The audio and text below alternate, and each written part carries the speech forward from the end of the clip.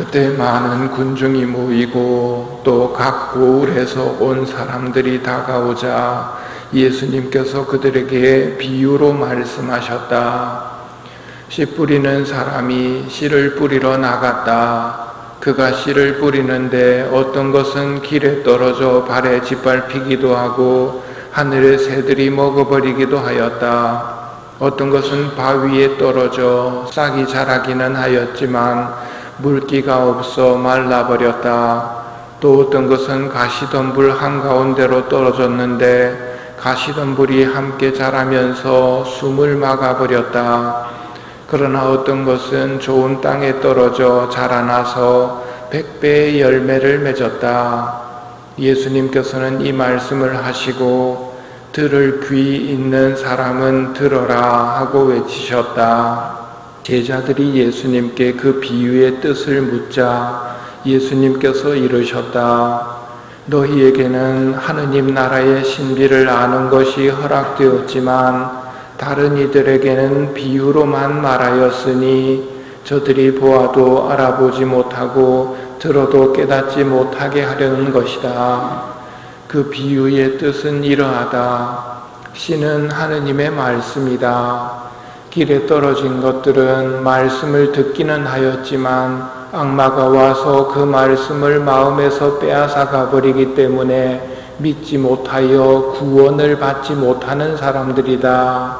바위에 떨어진 것들은 들을 때는 그 말씀을 기쁘게 받아들이지만 뿌리가 없어 한때는 믿다가 시련의 때가 오면 떨어져 나가는 사람들이다. 가시덤불에 떨어진 것은 말씀을 듣기는 하였지만 살아가면서 인생의 걱정과 재물과 쾌락에 숨이 막혀 열매를 제대로 맺지 못하는 사람들이다. 좋은 땅에 떨어진 것은 바르고 착한 마음으로 말씀을 듣고 간직하여 인내로서 열매를 맺는 사람들이다. 독서의 내용은 엊그제부터 부활이 없다는 사람들을 향해서 바오로 사도께서 무슨 말이냐고 부활은 있다고 강조를 하시는 내용입니다. 부활은 있다 없다에 따라서 갈리는 게 아닙니다. 무슨 말이냐면 부활은 없다, 죽으면 끝이다 하던 사람이 죽어보면 그렇게 믿었기 때문에 부활이 없습니까? 죽은 사람 죽고 나서는 보겠죠. 이 부활이 있구나. 부활은 나 안 믿는다고 해서 없어지는 게 아니라는 말입니다. 부활은 지가 안 믿더라도 죽고 나면 부활할 수밖에 없습니다. 죽음이 없어지는 게 아니고 새로운 차원으로 올라감, 영원한 세상으로 올라감이거든요. 죽으면 끝이다 하던 사람들도 그때 가서는 크게 잘못됐다는 것을 깨닫겠지요. 이렇게 이야기하면 그럼 죽고 나면 어떻게 되는데, 다시 살아나면 어떻게 되는데 하는 물음이 나오지 않겠습니까? 그 물음이 오늘 독서입니다. 죽은 이들이 어떻게 되살아나는가, 어떤 몸으로 되돌아오는가. 오늘 바오로 사도께서 말씀하십니다.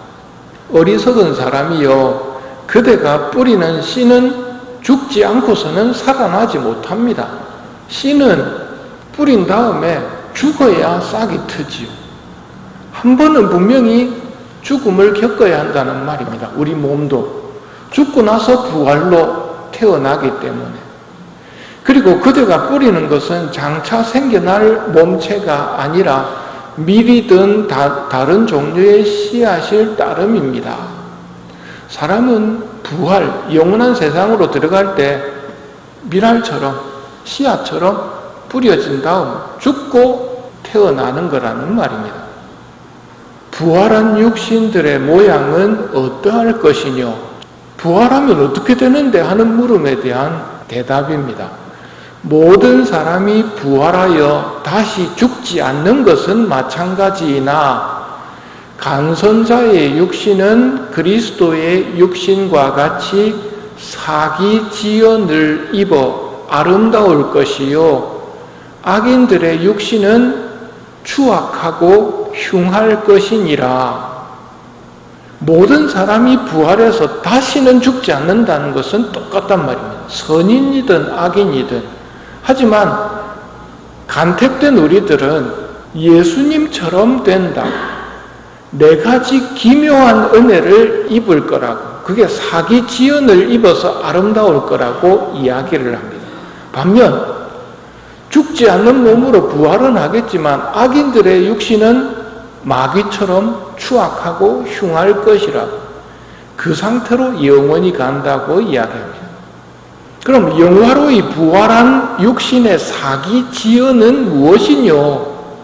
사기 지연은 상하지 못함과 빛남과 빠름과 사무침이니라. 네 가지 기묘한 은혜가 뭐냐면 상하지 못함, 손상되지 않는다는 말인데, 오늘 바오로 사도의 설명에 따르면 썩을 몸으로 묻히지만 썩지 않는 몸으로 다시 살아납니다. 빛남, 천한 것으로 묻히지만 영광스러운 것으로 다시 살아납니다. 빠름, 약한 자로 묻히지만 강한 자로 다시 살아납니다. 사무침, 옛날에는 사마침이라고 그랬는데 이게 번역이 어렵습니다.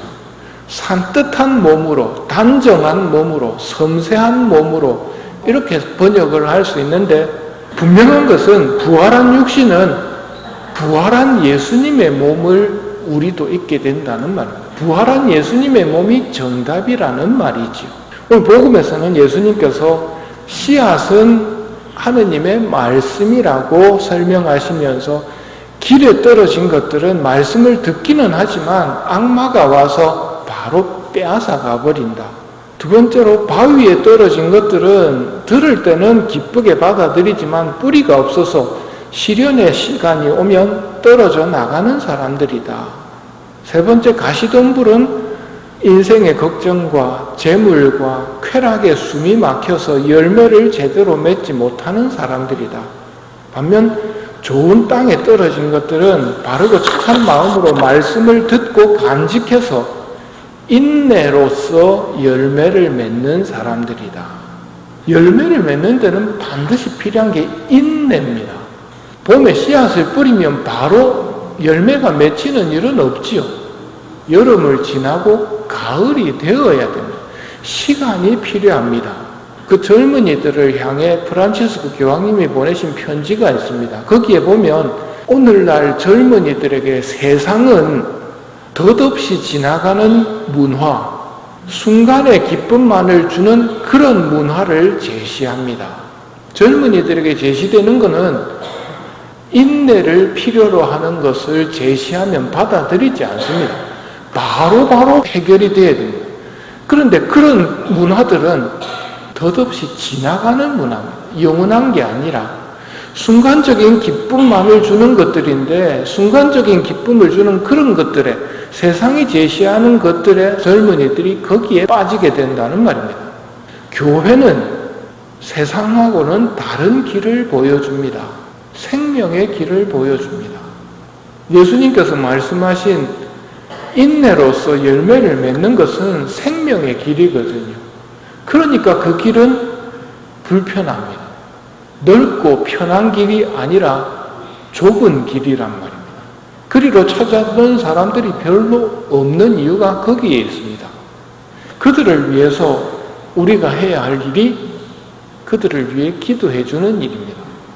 세례자 요한이 예수님을 보고 보라, 하느님의 어린 양이시다 하고 이야기하자 세례자 요한의 두 제자가 예수님을 따라갑니다. 그때 예수님께서 무엇을 찾느냐 하고 그 두 제자에게 물어보십니다. 교황님께서 무엇을 찾느냐 하고 물으시면서 바라보시는 예수님의 눈길을 좀 마주하라고 젊은이들에게 이야기합니다. 이거는 우리들도 마찬가지입니다. 무엇을 찾느냐 하고 말씀하시는 예수님의 눈을 좀 바라보시고 그분과 눈을 맞추셔야 됩니다. 제자들이 뭐라 그럽니까? 랍비, 어디에 묵고 계십니까? 와서 보아라. 와서 보아라 하고 말씀하시는 그분의 목소리를 들은 적이 있습니까? 하고 젊은이들에게 묻습니다. 와서 보아라. 주님의 아름다운 부르심은 당신을 만나라고 초대하시는 겁니다. 당신과 눈을 맞추고 당신의 목소리를 들으면서 당신과 함께 머무르기를 바라시는 겁니다. 그게 어떤 모습이냐면 땅에 묻힌 씨앗이에요. 좋은 땅에 묻힌 씨앗은 바로 그 모습입니다. 좋은 땅에 묻힌 씨앗이 해야 할 일이 뭐가 있겠습니까? 딱히 해야 할 일이 없습니다. 해야 할 일이 없는데 무의미한 것 아닙니까? 아닙니다. 사람이 달라집니다. 한번 생각해 보십시오. 시끄러운 세상 속에 있다가 성당 들어오는 사람이 시끄럽습니까? 성체 조배하다가 나가는 사람이 시끄럽습니까? 시끄러운 데 있다가 들어오면 거기에 물들어 있기 때문에 의식을 전혀 못합니다. 반면 주님과 함께 조용히 머물던 사람은 나갈 때 시끄럽지가 않습니다. 주님을 의식하고 있기 때문입니다. 그래서 요즘 아쉬운 것 중에 하나가 그런 세상 속에 있다가 우리는 성당에 와야 되거든요. 첫 번째, 길에 뿌려진 씨앗 누가 갖고 갑니까? 마귀가 빼앗아 가버리죠.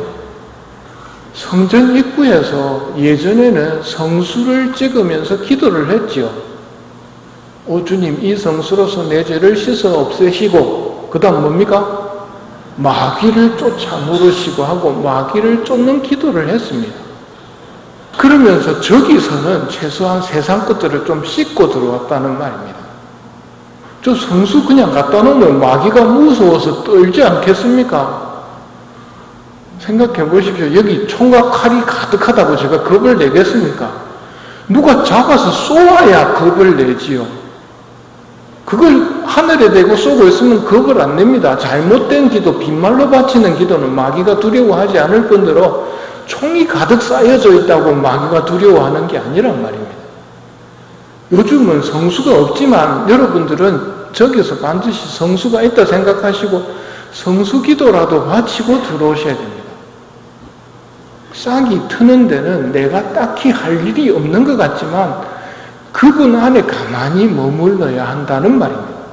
그분을 바라보고 그분의 목소리에 귀를 기울이고 땅에 묻혀서 있다 보면 그 시간이 나를 변화시키는 시간입니다. 그렇게 있을 때 싹이 튼다는 말이지요. 그럼 그걸 두려워하는 존재인 마귀는 어떻게 하겠습니까? 그렇게 못 있도록 만듭니다. 나와라 나와라 안 합니다. 그는 바보 아닙니다. 이렇게 가만히 있는 것보다 외롭게 계신 저 마리아 할머니 좀 찾아뵙고 이러면서 뛰쳐나가게 만듭니다. 뛰쳐나가는 순간 마리아 할머니는 사라지고 그냥 세상 속으로 들어가죠. 지나친 활동을 미끼로 씁니다. 신앙생활 좀 해보려는 사람에게 또 쓰는 미끼가 뭐라고 그랬습니까? 공부. 의학 공부시키고 철학 공부시키고 인문학 공부시키면서 하느님을 잊도록 만듭니다. 가만히 못 있게 만든단 말입니다. 우리는 가만히 있는 게 목적이 아니고 주님과 함께 가만히입니다. 묵으시는 것이 어디입니까? 와서 보아라. 그날은 그분과 함께 거기에서 묵고 있거든요. 그분과 눈 맞추고 그분의 목소리에 귀를 기울이고 머물면 나머지는 그분이 하십니다. 싹이 트는 데는 땅에 가만히 묻혀 있으면 그분이 알아서 하신단 말입니다. 싹이 지가 트겠다고 막 나서버리면 그건 싹 트기 어렵습니다. 마더데레사 수녀님이 쓰신 글 중에 이런 게 있습니다. 눈의 침묵을 지키십시오. 영혼에 방해가 되고 죄만 될 뿐인 타인의 결점 찾기는 그만두고 하느님의 선하심과 아름다우심만을 찾으십시오. 귀의 침묵을 지키십시오. 타인의 험담, 소문, 무자비한 말들 이런 데는 좀 귀를 막으십시오. 혀의 침묵을 지키십시오. 칙칙한 어둠과 괴로움의 원인이 되는 말들, 얄팍한 자기 변호, 이런 것들은 좀 삼가하면서 혀의 침묵을 지키십시오. 지성의 침묵을 지키십시오. 산만한 정신, 파괴적인 생각, 타인에 대한 의심과 속단, 복수심, 욕망에 매이지 말고 성모님처럼 묵상과 기도 안에서 주님의 지혜와 진리의 마음을 활짝 여는 지성의 침묵을 지키십시오. 마음의 침묵을 지키십시오. 나만 생각하는 이기심, 미움, 질투, 탐욕을 피하고 하느님과 이웃을 사랑하십시오.